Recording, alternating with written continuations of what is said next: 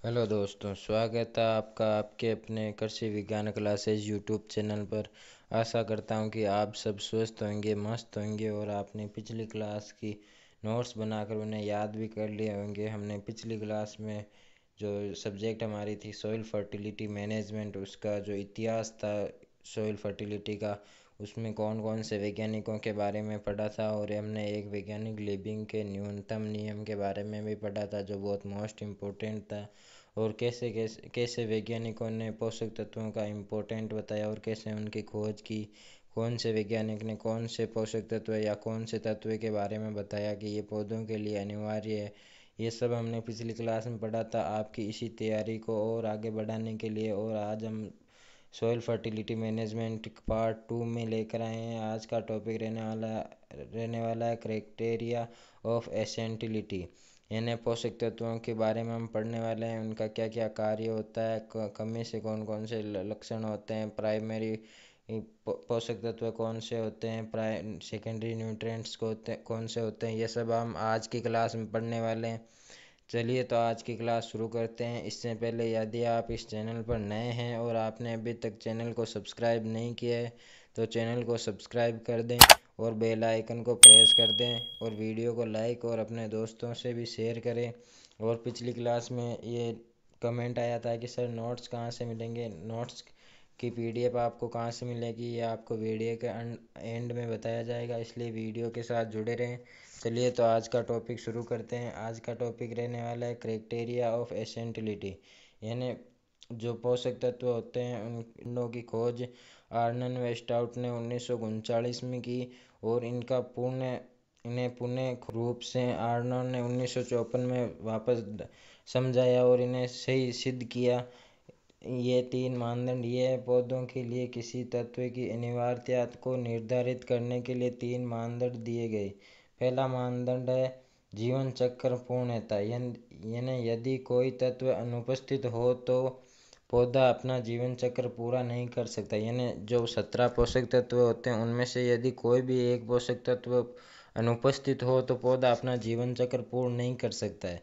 ये एक पोषक तत्व का पहला मानदंड है। दूसरा मानदंड है विशिष्टता, यानी तत्व विशिष्ट होना चाहिए और कि इसे किसी अन्य तत्व द्वारा प्रतिस्थापित नहीं किया जा सके। यानी यदि जैसे नाइट्रोजन की कमी है और आप फास्फोरस दे के उसकी पूर्ति करना चाहते हो तो ऐसा नहीं होना चाहिए, नाइट्रोजन की पूर्ति नाइट्रोजन ही करे, ये ऐसा होना चाहिए। अगला है पादप चयापचय में भूमिका, यानी पादप में जो आंतरिक क्रिया होती है श्वसन, उत्सर्जन, परिसंचरण, इनमें इन पोषक तत्वों का योगदान महत्वपूर्ण भूमिका होनी चाहिए।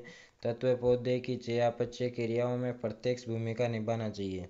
अगला है सॉल्यूशन कल्चर तकनीक के विकास से वैज्ञानिकों को अनिवार्य और गैर अनिवार्य तत्वों की पहचान करने में मदद मिली।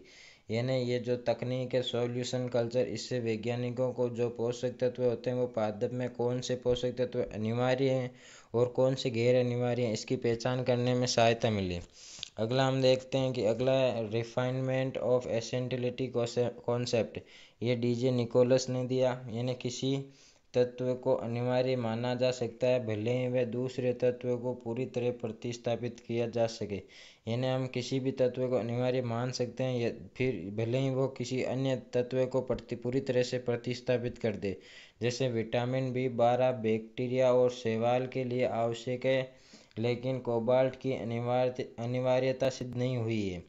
अगला है मोलिब्डेनम और क्लोरीन को वेनेडियम और होलिडेज के द्वारा प्रतिस्थापित किया जा सकता है। यानी जो मोलिब्डेनम और क्लोरीन पोषक तत्व हैं उन्हें वेनेडियम और होलिडेज से प्रतिस्थापित किया जा सकता है। इसलिए डीजे निकोलस ने 1961 में फंक्शनल और मेटाबॉलिक न्यूट्रिएंट्स की अवधारणा दी जो किसी भी खनिज तत्व को शामिल करती है और जो पौधों की चयापचय क्रियाओं में सहायता देती है। यानी डीजे निकोलस ने दो अवधारणाएं दी, एक फंक्शनल और मेटाबॉलिक की अवधारणा दी। इसमें खनिज तत्व शामिल है जो पौधों की चयापचय क्रियाओं में सहायक होते हैं, यानी जो पौधों की आंतरिक श्वसन उत्सर्जन की क्रिया होती है उसमें ये सहायक होते हैं। अगले कुछ टर्मिनोलॉजी यानी महत्वपूर्ण परिभाषाएं हैं जिन्हें आप याद कर लेना क्योंकि ये मोस्ट है और आपसे एक एक नंबर डेढ़ नंबर वालों में बीएससी में पूछी जा सकती है। पहली है प्लांट न्यूट्रिएंट्स, इन्हें पादप पोषण क्या है। पौधों द्वारा पोषक तत्वों का अवशोषण, आपूर्ति और उपयोग को ही पादप पोषण कहते हैं। यानी जो पोषक तत्व होते हैं उनको ग्रहण करना और उनका उपयोग करना ही पादप पोषण कहलाता है। अगला है पोषक तत्व क्या होता है। पोषक तत्व कोई भी रासायनिक, यौगिक या आयन है जो जैविक और मेटाबॉलिज्म यानी चयापचयों में सहायक है। जो ये एक रासायनिक, यौगिक या आयन है जो पौधों की जो आंतरिक क्रियाएं होती हैं, श्वसन, उत्सर्जन, जीवन यापन करने में सहायक होता है। अगला है लाभकारी तत्व है। ये तत्व अनिवार्य नहीं होते हैं लेकिन कम मात्रा में पौधों के लिए लाभकारी होते हैं। यानी जो लाभकारी तत्व होते हैं, ये ऐसा नहीं है कि ये तत्व अनुपस्थित हो तो पौधा अपना जीवन चक्र पूर्ण नहीं करेगा। जीवन चक्र पूर्ण तो करेगा, लेकिन ये अगर थोड़ी मात्रा में उपस्थित हो तो उससे कुछ लाभकारी फायदे होते हैं। यानी पौधा अच्छा उत्पादन देता है, फलों की अच्छी गुणवत्ता वाले फल उत्पादन करता है, ऐसे लाभ होता है, हानिकारक नहीं है। ये इनके एग्जाम्पल है सिलिकॉन, वेनेडियम और कोबाल्ट और सोडियम, ये चार है जो लाभकारी है। अगला है फंक्शनल एलिमेंट यानी कार्यात्मक तत्व है। डीजे निकोलस द्वारा दिया गया एक शब्द जिसमें वह सभी खनिज तत्व शामिल है जो पौधों की चयापचय में यानी मेटाबॉलिज्म में भूमिका निभाते हैं। अगला है न्यूट्रिएंट्स लेवल इन प्लांट यानी पौधों में पोषक तत्वों का स्तर, यानी पादप में पोषक तत्व होते हैं उनका क्या स्तर होता है। पहला है डिफिशिएंट यानी अल्पता स्तर, यानी पौधों में पोषक तत्वों की मात्रा कम होती है, उससे पौधों पर क्या प्रभाव पड़ता है। जब किसी अनिवार्य तत्व की मात्रा बहुत कम होती है तो पौधों की वृद्धि गंभीर रूप से प्रभावित होती है और कमी के लक्षण उत्पन्न करता है। यानी किसी पोषक तत्व की यदि पौधे में कमी है तो उससे पौधे की वृद्धि को गंभीर रूप से प्रभावित होगा और पौधे की जीवन चक्र पूरा नहीं होगा, जिससे पौधा अपने पोषक तत्व अपनी कमी के लक्षण उत्पन्न करता है। अगला है टॉक्सिक यानी विषाक्त स्तर।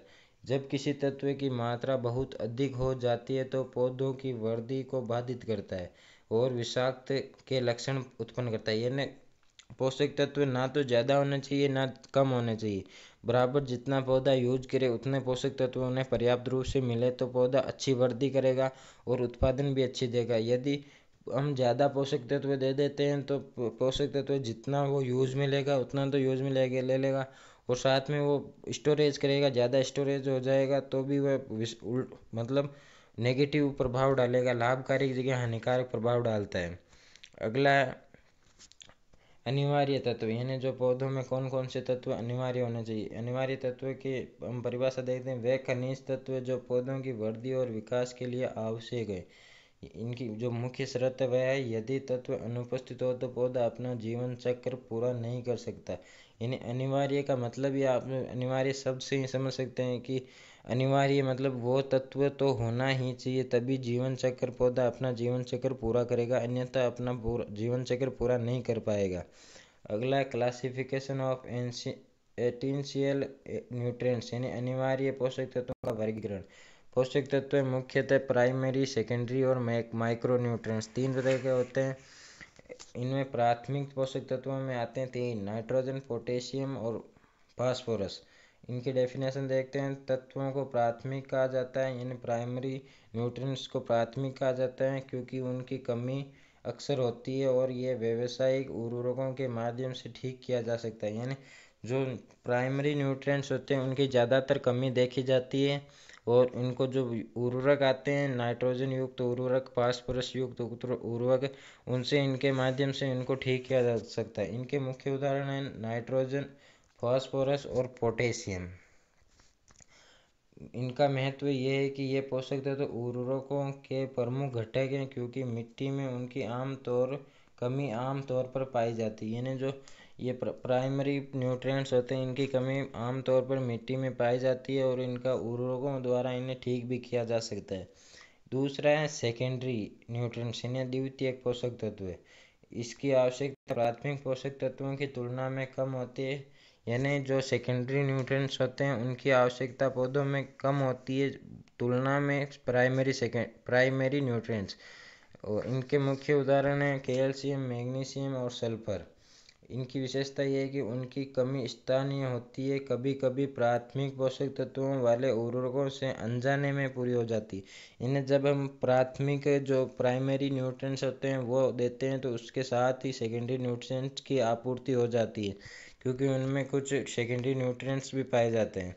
जैसा कि हम यहाँ पे देखेंगे, जब हम खेत में नाइट्रोजन की कमी होती है और हम अमोनियम सल्फेट देते हैं, इन्हें ये एक नाइट्रोजन उर्वरक है, अमोनियम सल्फेट देते हैं तो नाइट्रोजन की पूर्ति तो अमोनियम से होती है, साथ ही सल्फेट के साथ सल्फर की पूर्ति भी हो जाती है। इस तरह प्राइमरी न्यूट्रिएंट्स देने से सेकेंडरी जो पोषक तत्व हैं उनकी आपूर्ति भी हो जाती है। साथ साथ फास्फेटिक उर्वरक यानी सिंगल सुपर फॉस्फेट कैल्शियम और सल्फर प्रदान करता है।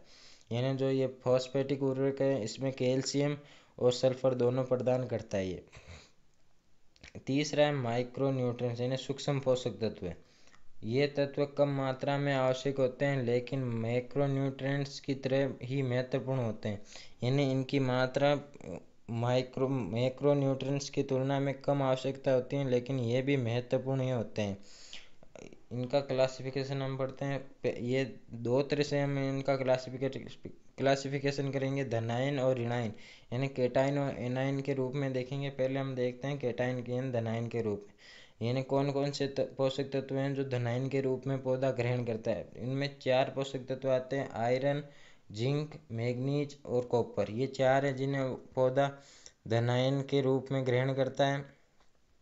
अब हम देखेंगे ऋणायन के रूप में कौन कौन से ग्रहण करता है। इनमें आता है बोरोन, मोलिब्डेनम और क्लोरीन। इनका महत्व ये है, मैक्रो और माइक्रो पोषक तत्व के बीच का भेद मात्रात्मक आधार पर किया जाता है। यानी जो दो तरह का होते हैं, मैक्रो और माइक्रो न्यूट्रिएंट्स होते हैं, उनका जो वर्गीकरण यानी क्लासिफिकेशन है वो मात्रा यानी जब हम पौधे को कितनी मात्रा देते हैं उस मात्रा के आधार पर वर्गीकरण किया जाता है। लेकिन जैव रासायनिक व्यवहार यानी बायोकेमिकल बिहेवियर और शारीरिक कार्यों के आधार पर किया जाना अधिक उपयुक्त होता है। यानी उनका जो रासायनिक व्यवहार है यानी वो कितना प्रभाव डालते हैं मिट्टी पर, ये और शारीरिक कार्यों के आधार पर वर्गीकरण करना अधिक उपयुक्त माना जाता है। अब हम देखेंगे पौधों में पोषक तत्वों की गतिशीलता, यानी पादप है जो पौधों में कितना गतिशील होता है, कितना वो शीघ्रता से अपना प्रभाव दिखाते हैं। इसमें पहला आता है मोबाइल न्यूट्रिएंट्स यानी गतिशील पोषक तत्व है।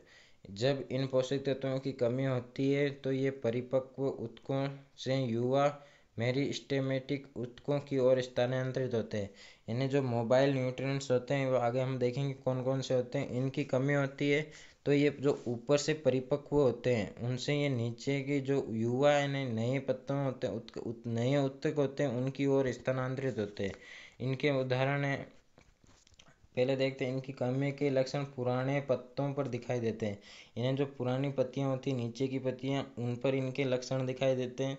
अभी हमने जैसे पीछे देखा था कि परिपक्व जो ऊपर से परिपक्व होते हैं उससे युवा मेरिस्टेमेटिक ऊतकों की ओर स्थानांतरित होते हैं। यानी जो पहले लक्षण पुरानी पत्तियों पर दिखाई देते हैं। इनके उदाहरण है nitrogen, phosphorus, potassium, magnesium, chlorine और मोलिब्डेनम।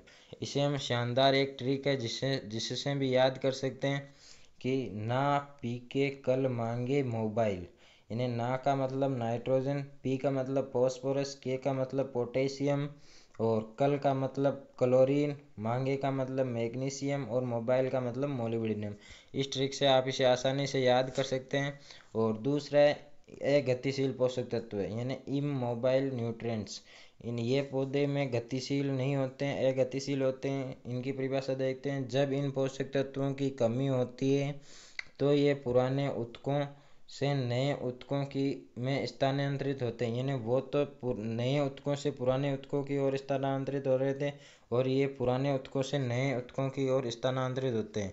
इनके लक्षण नए पत्तियों पर दिखाई देते हैं। इनके मुख्य एग्जाम्पल है calcium, sulphur, manganese, copper, zinc और आयरन और बोरोन। इसमें भी एक शानदार ट्रिक है जिससे याद कर सकते हैं, काश मन को जनता फिर बहलाती। यानी का मतलब कैल्शियम, से का मतलब सल्फर, मन का मतलब मैग्नीज, कु का मतलब कॉपर, जनता का मतलब जिंक, फिर का मतलब आयरन और बेहलाती का मतलब बोरोन। इस ट्रिक से आप इन्हें शानदार तरीके से याद कर सकते हैं।